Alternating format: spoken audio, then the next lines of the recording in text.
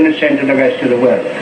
Are we going to send the message from the great labour movement, which is the mother and father of modern democracy and of modern socialism, that we in Blackpool in 1959 are going to turn our backs on our principles because of the temporary unpopularity in a temporary affluent society?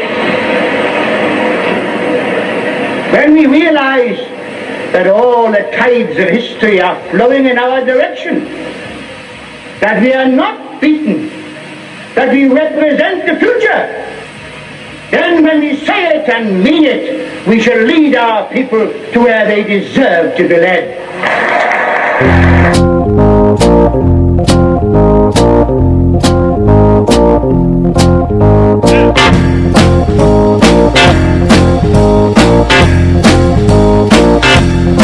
The Prime Minister and leading government members desperately tried to stem the flood of dissent, but it was no use.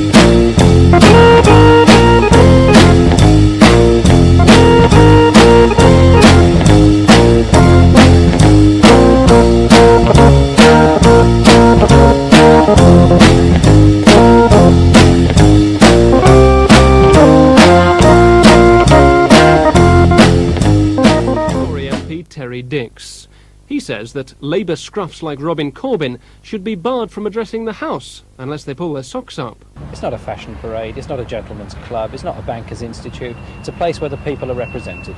Is that the jumper that your mum made? Yes, it is. She didn't make the shirt as well, I suppose? No, she didn't make the shirt, that came from the Co-op.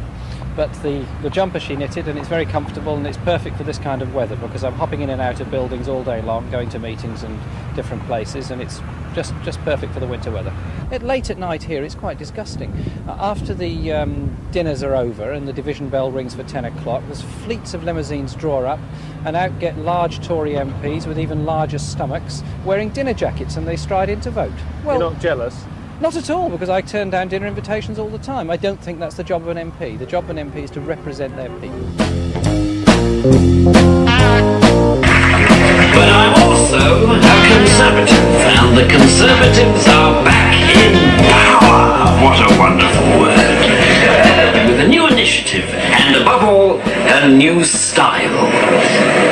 And we are mostly concerned with two main issues. Firstly, immigration. Now, people really do get this party wrong every time on this issue, don't they? We don't think immigrants are animals, for God's sake. I know a lot of immigrants personally, and they're perfectly nice people. They're black, of course, which is a shame. Some of them can do some jobs almost as well as white people, and we acknowledge this. Now, a lot of immigrants are Indians and Pakistanis, for instance, and I like curry. But now that we've got the recipe, is there really any need for them to stay? We want people to get on. But we also value something else, the spirit of citizenship. That spirit that means you respect the bonds and obligations that make our society work, that means a commitment to the men and women who live around you, who work for you, who buy the goods and services you sell. That spirit that means recognising the social contract that says you train up local young people before you take on cheap labour from overseas. As others do, and pay your fair share of tax. But if you believe you're a citizen of the world, you're a citizen of nowhere. You don't understand what the very word citizenship means.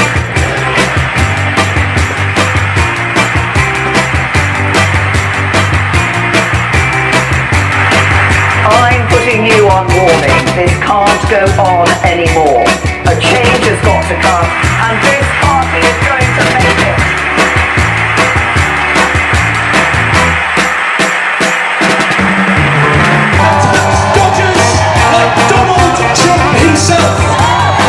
So we have a clear message to the racists and the fascists.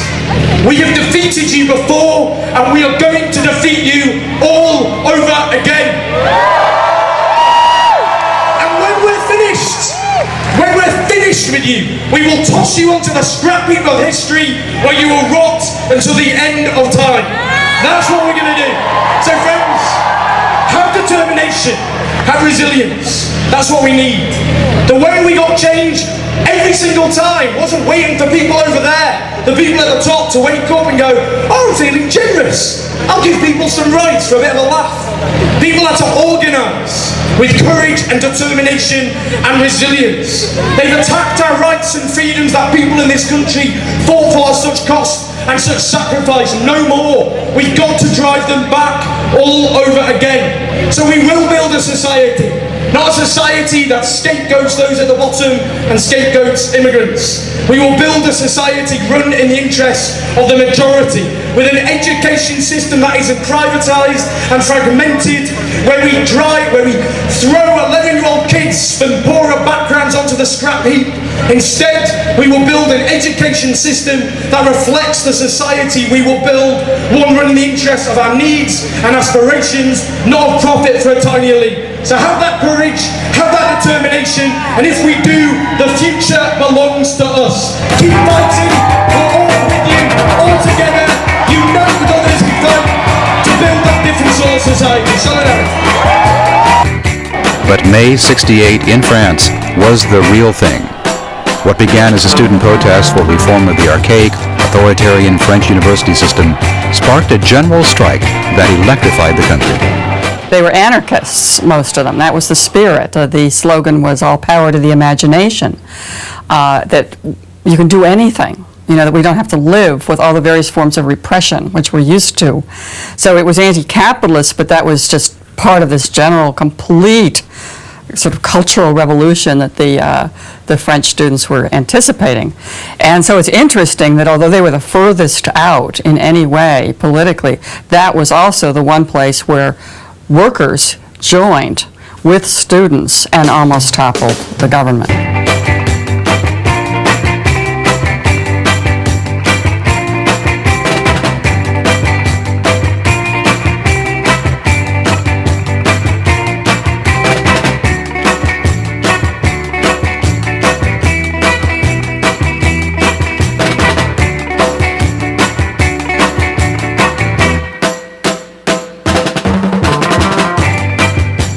principal slogans, I think, were quotations from Marx and Rimbaud. From Marx, let us change the world. From Rimbaud, let us change life.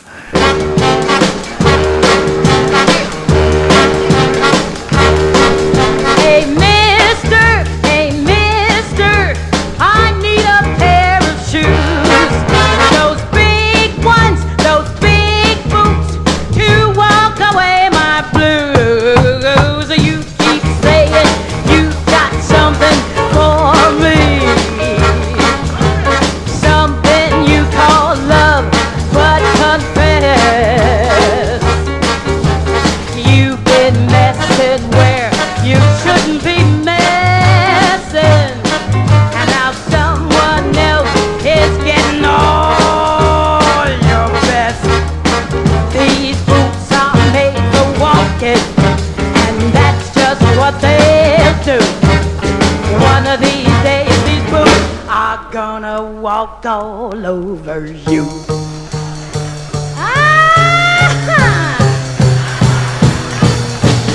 You keep lying when you should have been truthful. You should have been betting when you're not betting. Yes, baby, you're lying, and what is right is right, but you ain't been right yet. 'Cause these boots are made for walking, and that's just what they'll do. One of these days these boots are gonna walk all over you. Come on and walk, boots. Come on and walk, boots. Come on and walk, boots. Crush it. Walk all over here. You keep playing where you should have been playing. And you should have been there. I just found me a box of brand new matches. And what he knows, baby, you ain't got time to learn. 'Cause these boots are made for walking, and that's just what they'll do. One of these days these boots are gonna walk all over you. Walk, come on and walk. Come on and walk, boots. Walk, boots. Crush him, baby. Step on him. Just bruise him. That dirty rat. Reject the values and false morality that underlies these attitudes. A rat race is for rats. We're not rats. Come on and walk. Come on and walk. Oh, walk, walk, walk on him, boots. Walk, walk, walk on him, boots. Walk. Yeah. Boot him.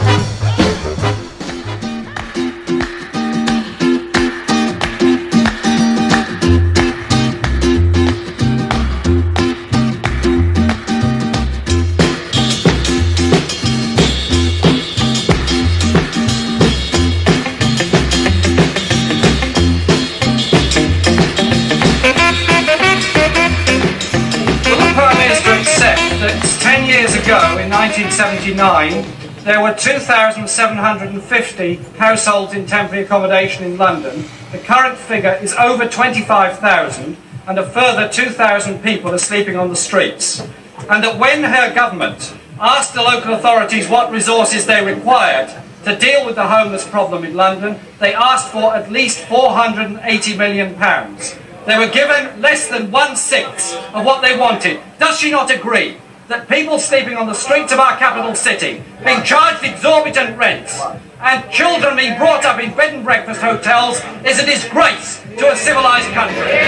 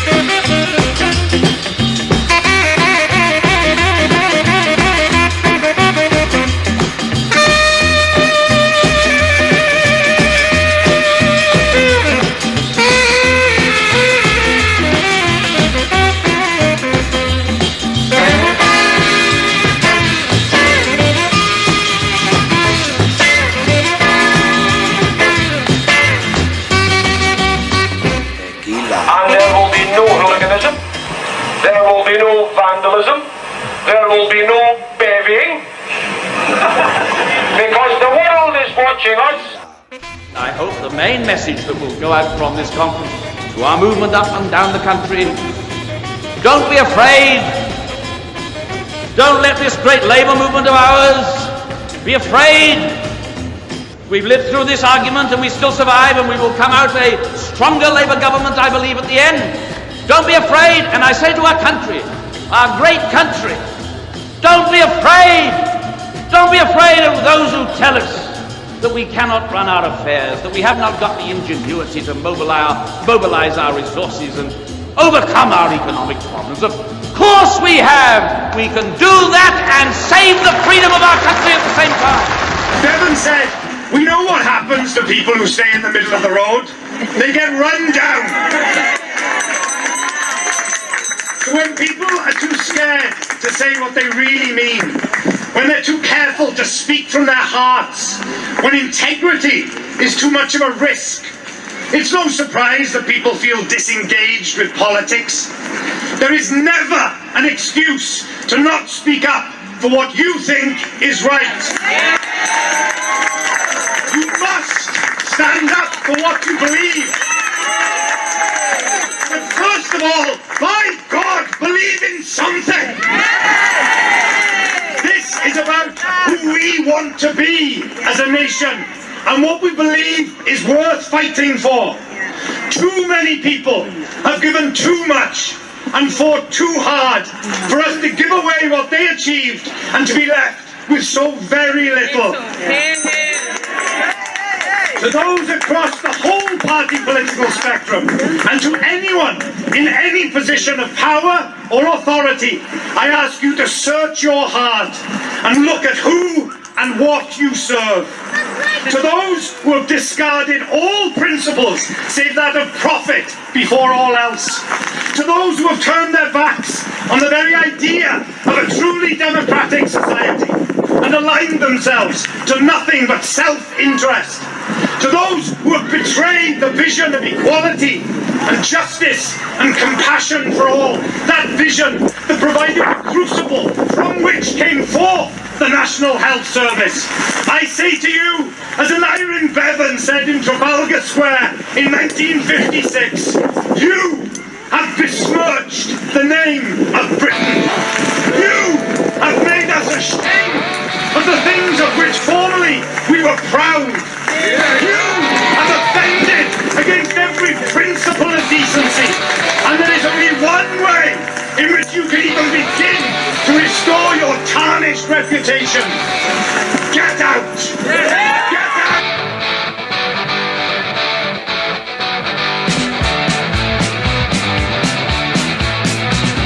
Something for us in Belfast, the pounds on out to pay it. Oh, kisses, chat and bagger, and then you walk back to the Senate. We ain't got nothing, but they don't really care. They don't even know, you know. They just want money, we can take it or leave it. What we need is an alternative Ulster. Grab and changing the shows, get an alternative Ulster. Ignore the most laws, get an alternative Ulster. Be it a security force, for the alternative Ulster. I'll take your native land.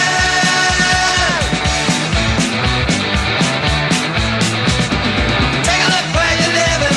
You got the army on the street, and all you say thugger oppression is barking at your feet. Is this the kind of place you wanna live? Is this where you wanna be? Is this the only life we're gonna have? What we need is an alternative Ulster. Grab and changing the shows, get an alternative Ulster. Ignore the most laws, get an alternative Ulster. Be an anti-security force for the alternative Ulster. All take your native land. And they say they're a part of you, and that's not true, you know. They say they got control of you, and that's a lie, you know. They say you will never be free, free, free.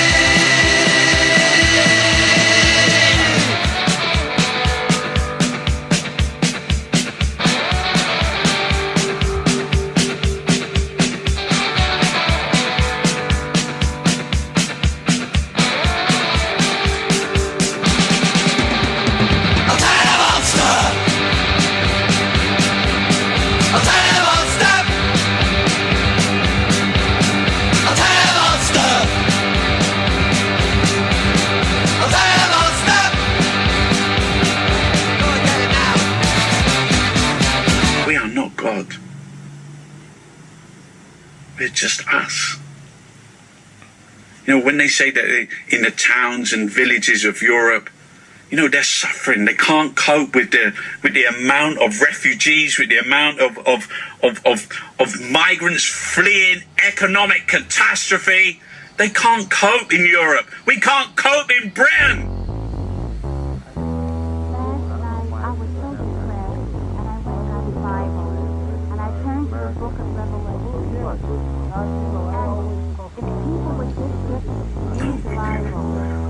Because of hundreds of years of colonization in Africa, because of wars, because of selling arms, because of extracting oil and minerals, because we need the rest of the world. Our economy depends on it. BP is the #1 company in this country. It's extracting oil from Iraq right now, today.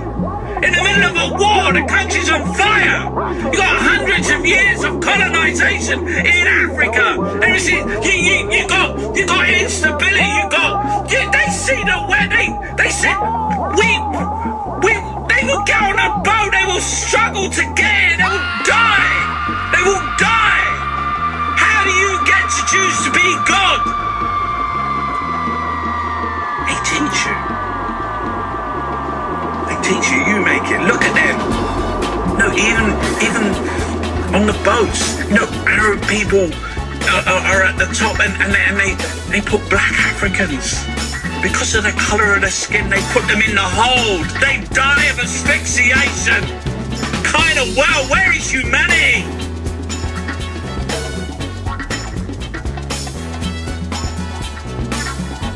You know, we depend on the death, destruction and death of other people around the world for our economy, for our survival. Sisters, brothers and the whitest. You know, the Nietzschean collective morality, we're the good people, they're the bad people. Police and their backers, they're all political actors. Where's the difference? Who made you God? Who made you God?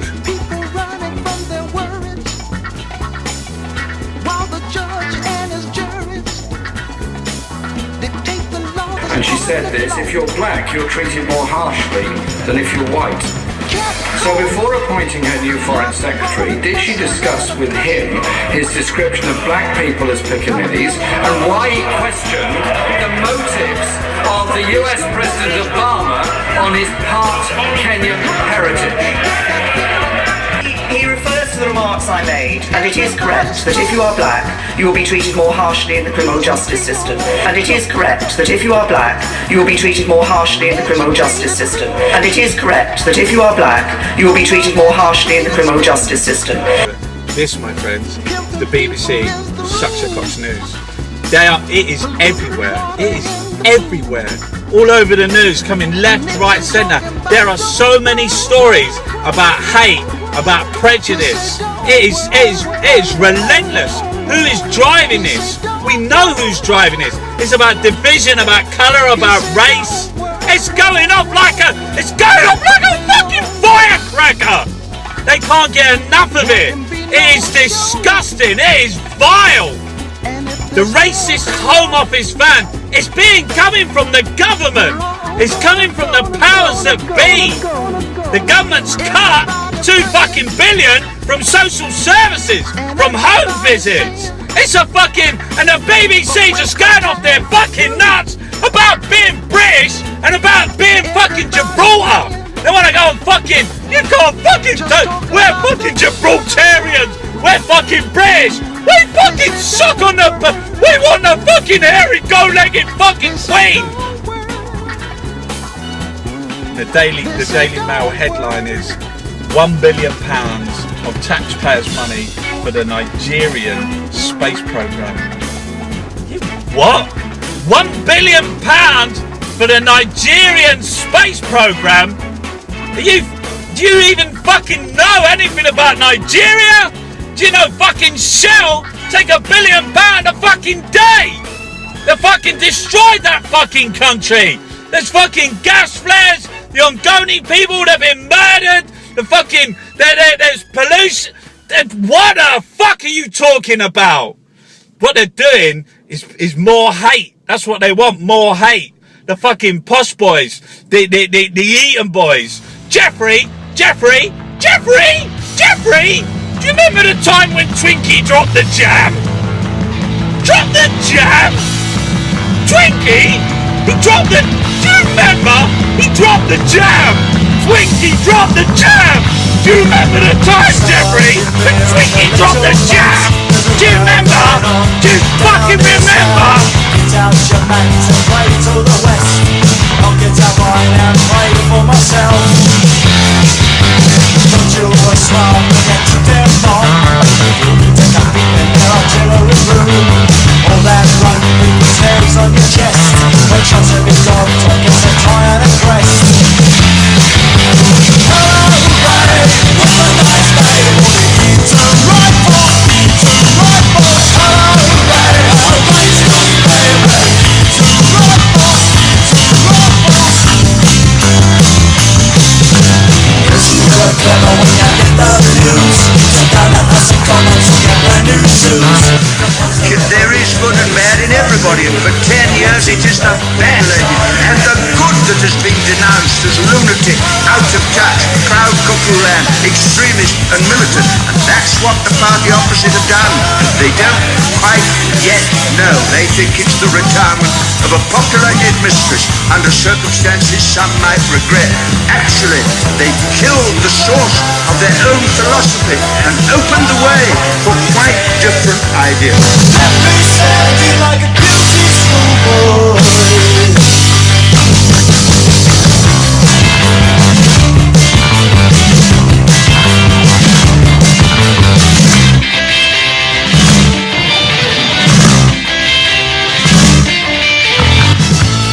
I'll tell you what the fuck is going on. You wanna know what the point is? Okay, I agree with you. You can't make a difference. Yeah, I agree with that. But you can offer a resistance. You fucking got it. As long as I'm the Iron Secretary, I'll sit here every fucking day and I'll continue to shout and swear and offer a fucking resistance to you fucking dicks. You got that, you stinking rotten government, you royals, you stinking rotten corporations, you fucking banks. I'll resist your fucking banking bonuses. I'll resist you going to fucking war in Iran.